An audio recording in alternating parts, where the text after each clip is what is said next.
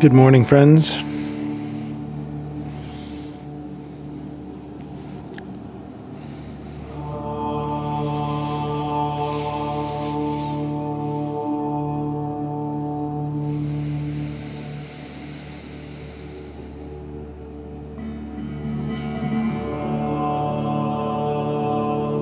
Let's come together and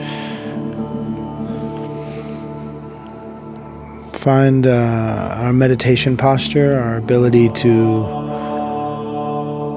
be in one space for a bit. And this is Journey Home Meditation's morning sit. And today we're going to do a little bit of shared breath work, contemplate some ideas, and share some poetry.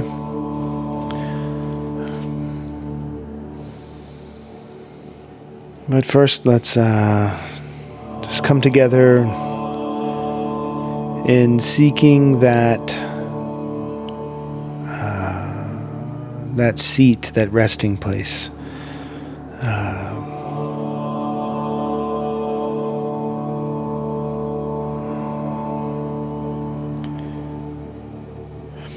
In yoga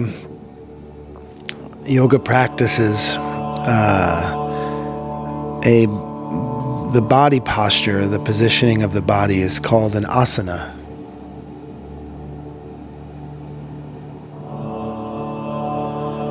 And that translates roughly to seat. And the thing that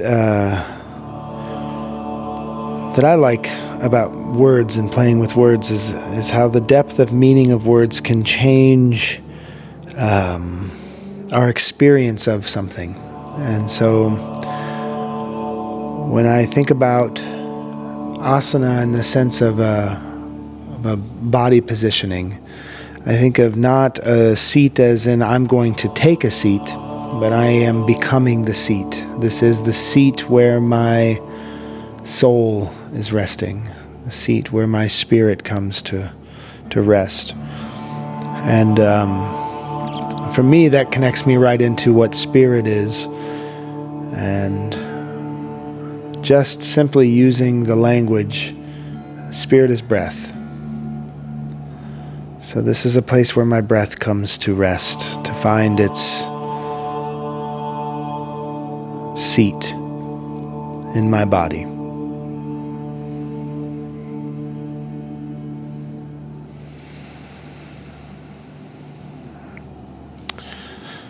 So let's come together, find the asana for our breath.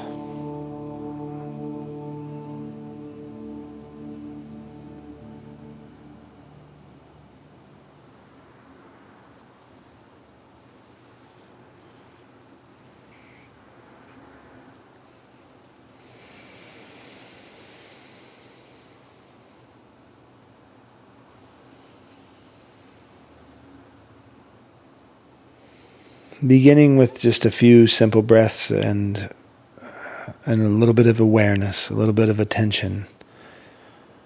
That's the invitation. That's the opening into a meditation practice. Whether you intend to sit in a silent meditation retreat or just having a few moments in your morning or before you go to bed after working a third shift, whatever it is that's bringing you here in this moment.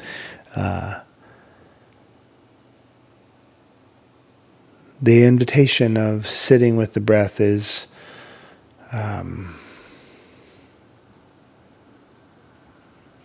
way that we can sort of put out the welcome mat to our own consciousness, really. To be fully aware of who we are in this moment, what we are doing, and how we are being.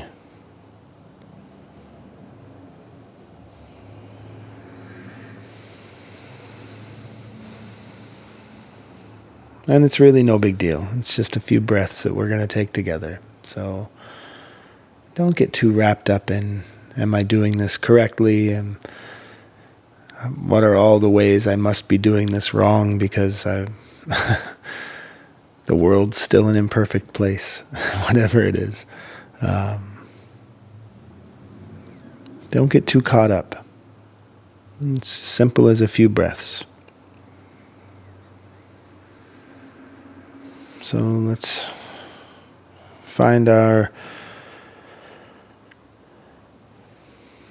body positioning here that's going to facilitate that breath. We want to, if you're seated as I am on a mat or pillow on the floor, I put a second pillow underneath my butt and kind of elevate my hips a little bit so that my knees and my legs aren't feeling the stress and strain, causing me to crouch in my lower back and bring my shoulders crumbling in over my chest.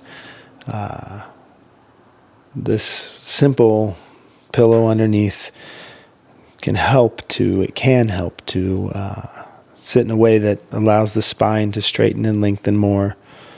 After years of sitting in American furniture, my spine's not going to straighten completely. My posture is not going to correct itself with a few breaths, but the opening of my body is a big difference. Little shift, big difference. So bringing your shoulder blades together just a touch in the back by placing your palms facing upwards, resting gently on your lap. You might be standing or lying down, wherever you are. The practice here is to move our body into a position to receive and release breath. So I'm going to invite the bell, at which point we can breathe in through the nose to the bottom of the belly and breathe out of the mouth, slow and controlled, and breathe out entirely. We want to make sure we're getting everything out so that we open up to receive fresh breath. Invite the bell.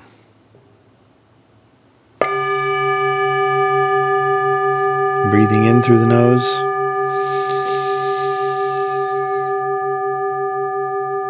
And out.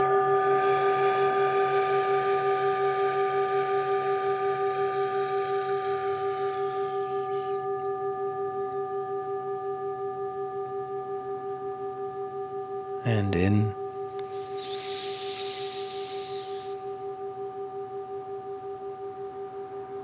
And release.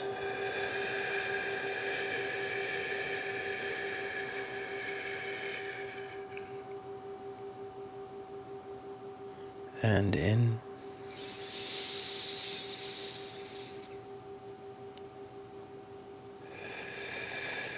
Release.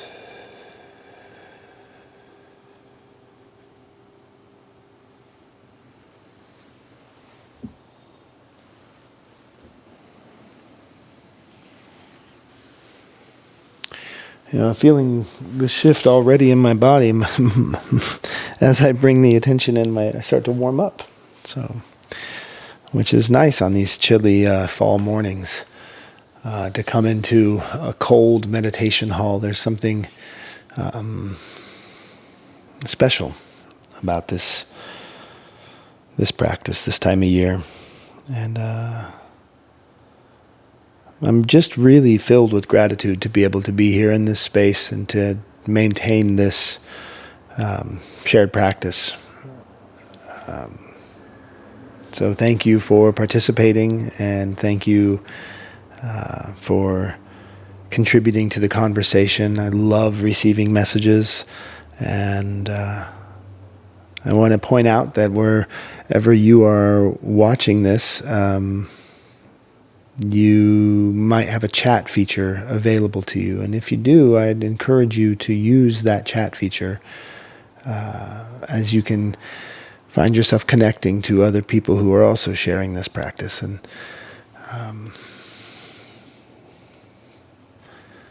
there is something really special about that.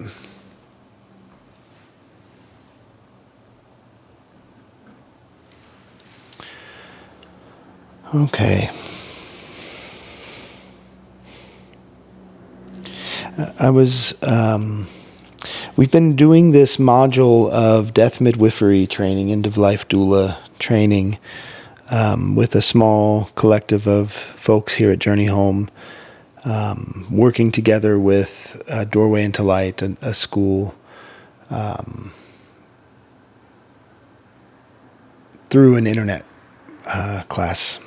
And revisiting a lot of these foundational teachings of death midwifery is such a great reopening into practices and thoughts that honestly are never really far from my mind and never really far from my conscious awareness, doing the work that we do, but to revisit them again from a place of newness and unveiling has really been beneficial for me. And one of the core,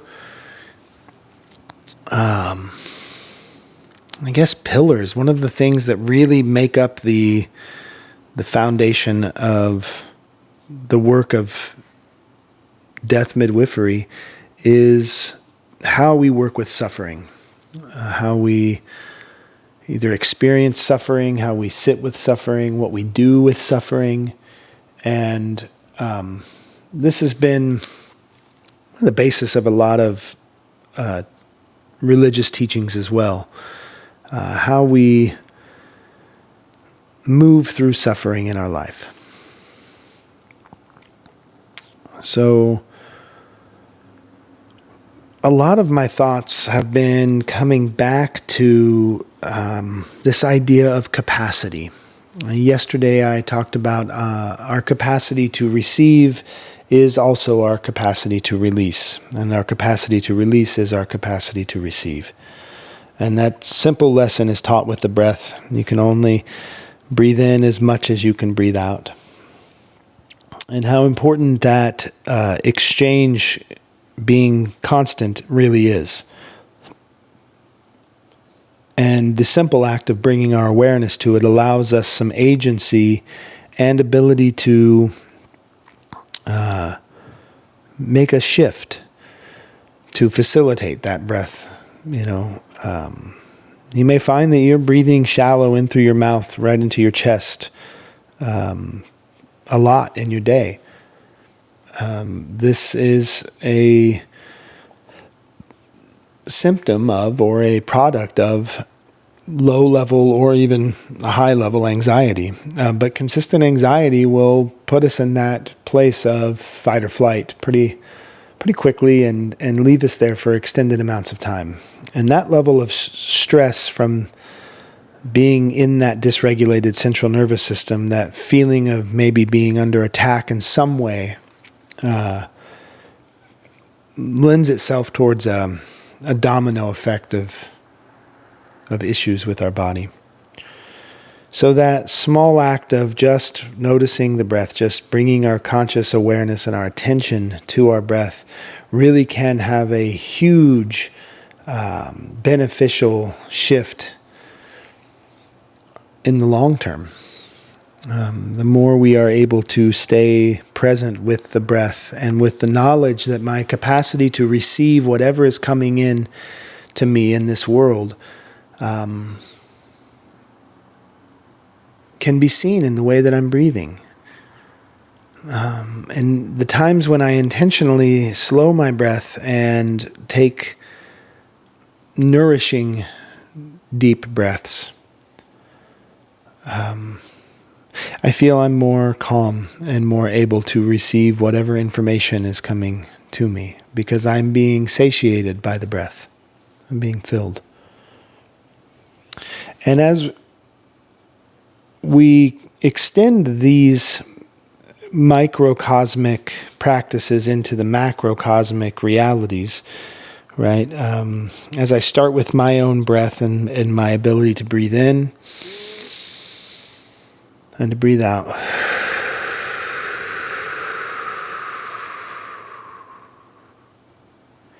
and I feel my body start to relax, there's this ripple that extends outward through all the layers. That's the microcosm and the macrocosm. On the larger scale, the more I am able to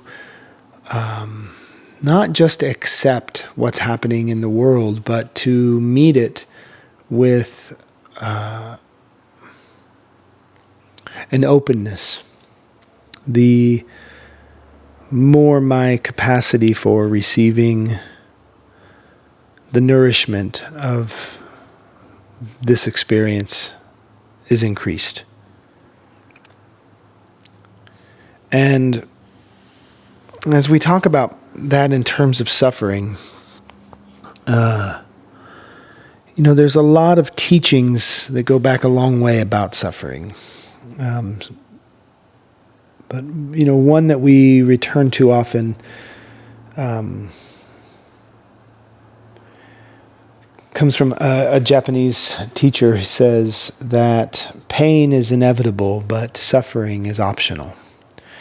And that sounds really flippant at first. When you first say it, like you choose to suffer. If you're suffering, it's because you choose that, And that comes with its own blind spots, right? That comes with its own, and it's not blind spots in that's not true. Maybe there is a lot of truth there, but when we talk about truth, we are often seeing truth from our subjective place of what our truth is. But the way that we get to those truths are going to be different for each of us. And so the way that I may paint the picture of the option of suffering may seem insensitive or even unaware of others' suffering. So I want to clarify some of this practice for ourselves so that we can understand what it means to have optional suffering.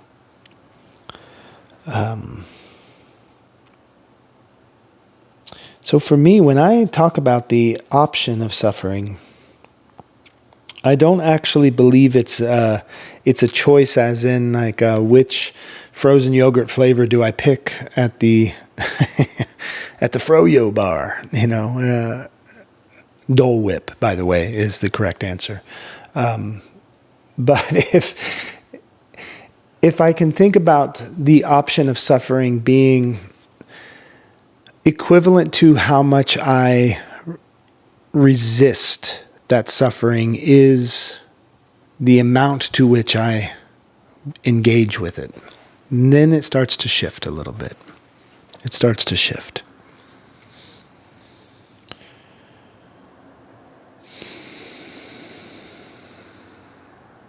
And it's fruitless to compare suffering. It doesn't make any sense to compare as if one level of suffering is more important than another. It's that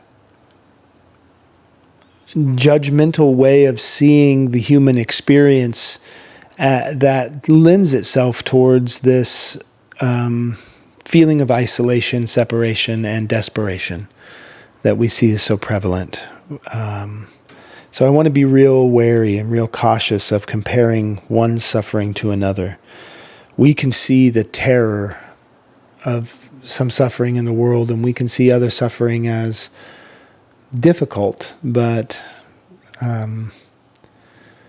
really that's just a matter of what we're willing to embrace and what we can sit with in our own body. Some suffering is just too much. Some days, some suffering is too much. But as I increase my capacity to receive, then I also increase my capacity to love.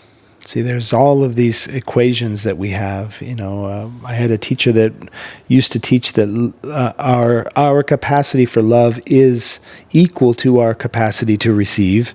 And then I'm talking about how our capacity to receive is equal to our capacity to release.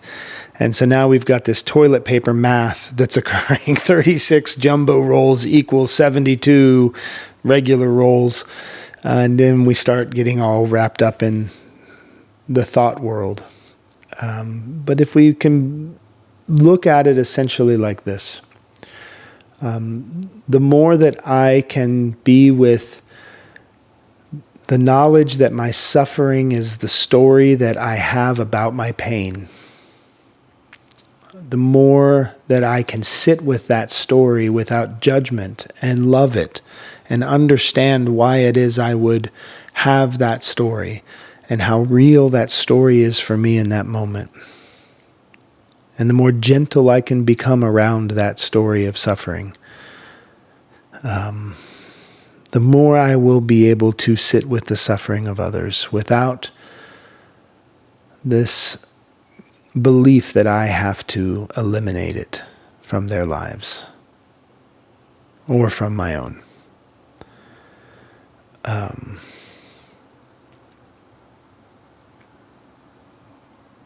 I think that what many of us learn at a young age is that the expression of pain is met with almost punishment, near punishment. And it's not so explicit as that. It's not so direct that one would say, oh, I'm in pain, and somebody would necessarily be punished. Some people are. I remember expressing being in pain and being told, I'll give you something to cry about. Sure, that happens. But more so the lesson is, no, don't be in pain. Let's take away your pain. Here, have a cookie. Now aren't you happy? Here, let's watch some TV. Now aren't you happy? Here, let's go buy something. Now aren't you happy? And it becomes this endless pursuit of happiness as the tool to escape the pain. But the pain never goes away. There's never been a time in human history when people didn't experience pain. That's just a reality of having a body. And there are some truths about pain that are common, that are universal. And one of them is all pain is felt in your body. Every bit of pain you'll ever have is felt in your body. That's emotional pain. You feel that in your body. That's psychological pain up here. You feel that in your body, your hands, your skin. Everything becomes a sensory receptor of pain. Spiritual pain. We feel that. We feel this dragging, like we're hooked to weights that we're dragging through the world. That's spiritual pain. But all of it is experienced in the body. And every body experiences pain. So this endless pursuit of a way to not be in pain has led us down this path of always running away from ourselves and running away from each other. And that decreases our capacity to sit with pain, which increases our suffering. Now when pain does occur, it's not just pain, but it's failure, it's loss, it's abandonment, it's rejection, it's all of these ways in which we have developed a story that if I am in pain, I am no good to anyone else.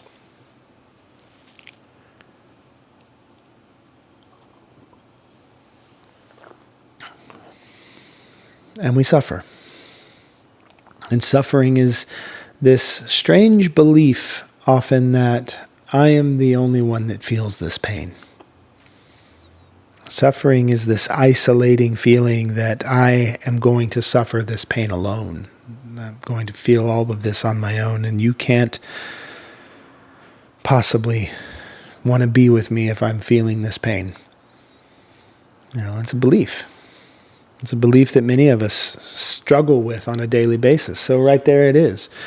This is when pain is an option, not a choice as in like one thing or the other, but the ways in which we have chosen to respond to our pain lends itself to the ways in which we feel that we suffer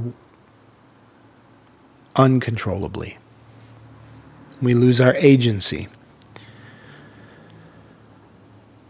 So I don't want to sound flippant when I read that quote by that Japanese author that pain is inevitable, suffering is optional. But when you start to learn small ways in, it's very small ways, you start to learn these small ways in to being with suffering. This is the practice of compassion. And, you'll hear it, I'll even say it, compassion for others and compassion for the self. But that's really, I don't know if it's redundant, would be the proper word there, or if it would be, I don't know. It feels redundant because there is no difference in compassion for the self and compassion for others. They have to be the same thing, and this is why. Without the recognition of the absence of the separation with suffering, then there is no compassion. And I want to say that again. Without the recognition of the absence of separation, okay, there is no compassion. Because the word literally translates to shared suffering. Compassion as an idea, as a foundation of that idea, is this notion of shared suffering. It's the recognition that you suffer and I suffer. So we both know what it is to suffer right now. And I'm here, friend. And that doesn't mean I'm here to fix you. And that doesn't mean you're here to fix me. The fixing that's a consequence of the shift of our view. The fixing is the consequence of the shift of our capacity. That's all downstream. But in the being with, that is the invitation. That's the opening. Just to simply be with. And one of the other truths about pain is that we often tend to function from this belief that if I can cause pain for my enemy, it will reduce my pain. And it's not true. There is no amount of pain that we can create that would reduce our pain. And so we suffer things that we say are insufferable. We suffer this separation from people based on all of these invented divisions. And it creates a massive amount of pain and suffering in the world. It's the foundation of genocide. It's the impetus for colonization. It's the maintenance of systems of hierarchy and imbalance that utilize racism, sexism, homophobia, transphobia, all of these ways of separating us. All of those systems are the outcome of the inability to recognize the lack of separation in our suffering. It really can come down to that. And so we treat our pain the way that we treat our anger. We try to diffuse it by pushing it onto each other. You can do that with anger. You feel anger, you can yell at somebody and diffuse yourself of your anger. But it doesn't work that way with pain. And we confuse those two because often when we feel pain, we express anger. So we think that those are really closely related things, that it might even be the same thing, that pain and anger might be the same, but they're not. They're just, one is the expression of an reaction to the other. Anger is my expression from a reaction to my experience of pain. I think I'm getting a little off track. I mean, not really. I'm on point. I'm on track with what I want to say, but I don't want to keep going down rabbit holes. This is a lot of information, and my brain is tired of processing it all. So I want to get to a poem, and then we will say goodbye for the day. We're going to pick right up where we left off from Bell Hook's phenomenal work, Appalachian Elegy, Poetry in Place. And we are on number 37 today. Stained black, Kentucky oak plank fences mark boundaries. Ghost riders where the dead live on the edge of time. Slaves worked here long ago, caressing horse flesh, breathing shared dreams, cared for them when witnessing the breaking of yet another animal spirit. Born to be wild and free, a bond forged, whisper to forgotten souls, run, run. Go as fast as you can, run, run. Seek an end to bondage. Man, it almost feels like everything before this poem culminated into this piece in this book.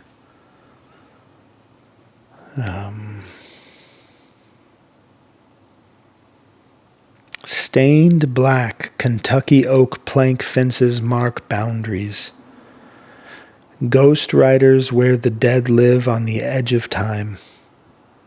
Slaves worked here long ago, caressing horse flesh, breathing shared dreams, cared for them when witnessing the breaking of yet another animal spirit, born to be wild and free, a bond forged. Whisper to forgotten souls, run, run.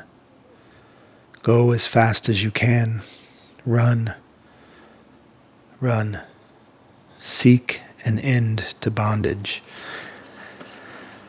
That's number 37 in Bell Hook's Appalachian Elegy. I cannot recommend getting this book enough. Whether you can find a used copy of it in a local used bookstore, or buy a new copy in a local bookstore, or you could go find the PDF version of this online. Whatever it is you're doing, try to get this book, because it is just such a phenomenal testament, and it's exactly pointing to the work that we are doing here together in these morning sits. This whole practice is seeking an end to bondage. That's the whole practice, period. It's a liberation practice. And this is exactly talking about shared suffering.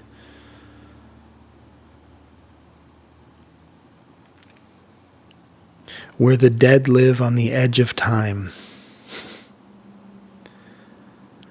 Slaves worked here long ago, caressing horse flesh, breathing shared dreams, cared for them when witnessing the breaking of yet another animal spirit. That's compassion. That's what we're talking about. To care for someone as you witness them suffer, and to be with your own suffering. This is our capacity. Let's just have a few moments together. I'll invite the bell. We can take some breaths and just let that poem really ruminate.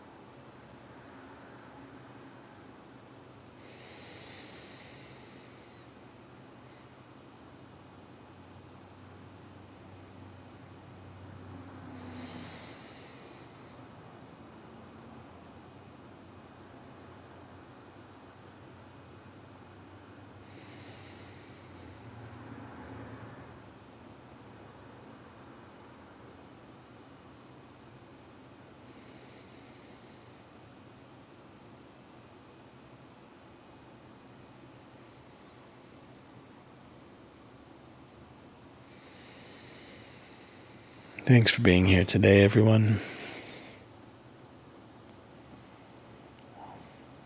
And I hope that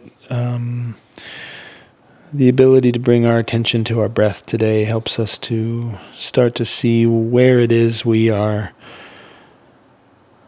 more capable maybe than we thought. And noticing where those spaces are that we're holding on to things that can just be let go of. Letting go is not forgetting. Forgiving is not pardoning. That's something a friend of mine said yesterday. My friend Mark said, it's important to remember that forgiving is not a pardon for what someone's done. But it's important that we forgive. It's important that we let go. And let go just means releasing my grasp on that something has to stay what it is. Allowing my capacity for change. Allowing my capacity for shift. Gosh, there's so much there. We could talk about that for days. So, thanks for being here. Utilize the chat feature. Come back and send messages. Communicate with one another so we can start to build our understanding of this world a little bit better. Communication really, really is the thing that breaks those boundaries of fear. So try it out. Share some of your story. Get feedback, input.